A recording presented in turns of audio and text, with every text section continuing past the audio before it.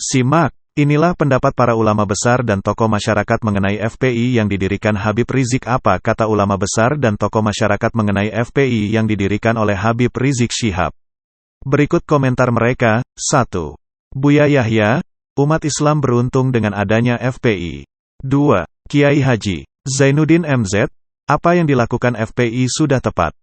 Saya makmum saja sama beliau, Habib Rizik. 3. Habib Munzir, Ketua Majelis Rasulullah. FPI bukan Islam garis keras, tapi lebih tepatnya Islam garis tegas. 4. Ustadz Arifin Ilham, siapa yang ingin membubarkan FPI?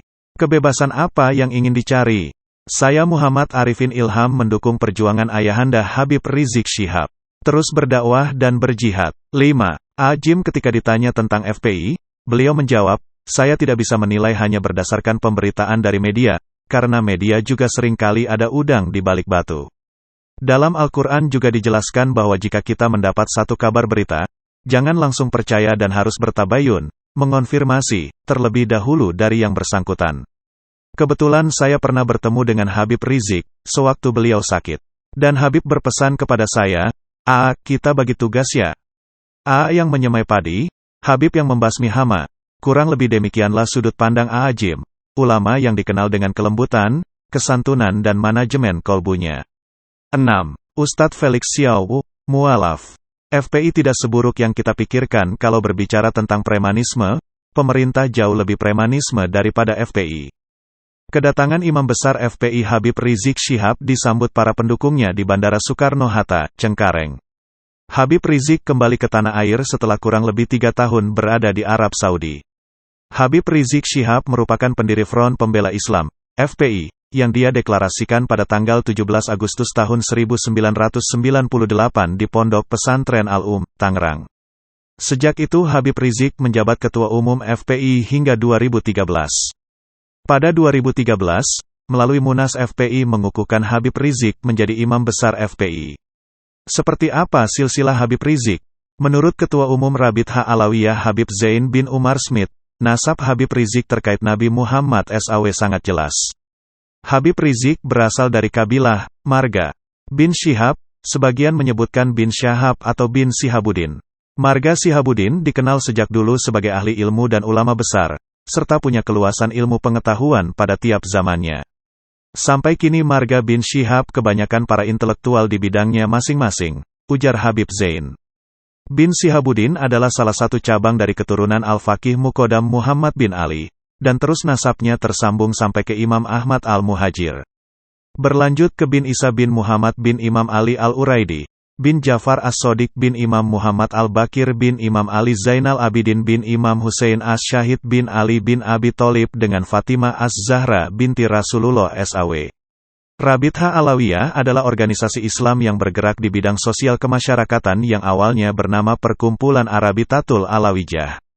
Organisasi ini mengumpulkan WNI keturunan Arab terutama Nabi Muhammad SAW. Silsilah Habib Rizik juga bisa diketahui dari jurnal Studia Islamika yang terbit pada 2004. Jurnal dipublikasikan Pusat Pengkajian Islam dan Masyarakat, PPIM, UIN Jakarta, yang disponsori Australia Indonesia Institute. Urutan silsilah Habib Rizik terdapat tulisan berjudul Defending the Majesty of Islam, Indonesia's Front Pembela Islam, FPI. Tahun 1998 sampai tahun 2003. Tulisan dibuat peneliti PPIM Jajang Jahroni. Habib Muhammad Rizik Syihab lahir di Jakarta, tanggal 24 Agustus tahun 1965 dalam keluarga Ahl Al-Bait. Keturunan Nabi Muhammad diindikasikan dengan sebutan Habib, tulis Jajang yang juga merupakan dosen Fakultas Adab dan Humaniora UIN Jakarta. Ayah Habib Rizik adalah Habib Hussein bin Muhammad Syihab yang pada 1937 mendirikan Pandu Arab Indonesia, PAI, bersama rekannya. Dia menjadi pimpinan PAI yang kemudian berganti nama menjadi PII. Hussein pernah menjadi mata-mata untuk tentara Indonesia pada tahun 1930 sampai tahun 1945. Hussein meninggal 1 tahun setelah Habib Rizik lahir pada 1966. Pengasuhan Habib Rizik kemudian diambil alih ibunya Syarifah Sida Al-Atta, yang juga seorang Ahl Al-Bait. Habib Rizik sempat mengenyam pendidikan di Libya sebelum melanjutkannya ke Arab Saudi. Di pendidikan tinggi, Habib Rizik berhasil diterima di Fakultas Hukum di King Saud University. Sebelum melanjutkan pendidikan, Habib Rizik menikah dengan Syarifah Fadlun. Dia adalah cucu dari mufti Betawi yang terkenal Sayyid Utsman ibn Abdullah ibn Yahya. Dengan silsilah tersebut, Habib Rizik memiliki keturunan Hadrami dan Betawi dari kedua orang tuanya. Habib Rizik disebut menghabiskan masa sekolah di Petamburan dan Pejompongan, sebelum melanjutkan ke bangku kuliah. Habib Rizik sempat mengajar di Madrasah Aliyah Jamiat Al-Khair, Tanah Abang.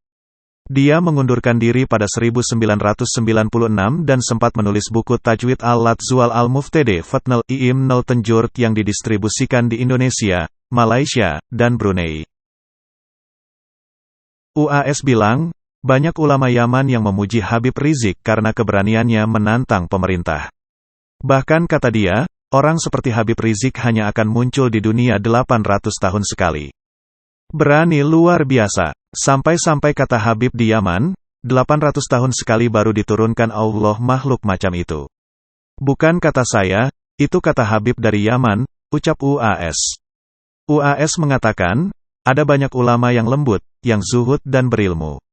Tetapi sulit cari ulama yang berilmu sekaligus berani. Banyak Habib yang berilmu, Habib yang zuhud yang lembut banyak. Tapi Habib yang berani dan berilmu, 800 tahun sekali baru diturunkan Allah Ta'ala. Itulah dia salah satunya. Luar biasa, cetus UAS.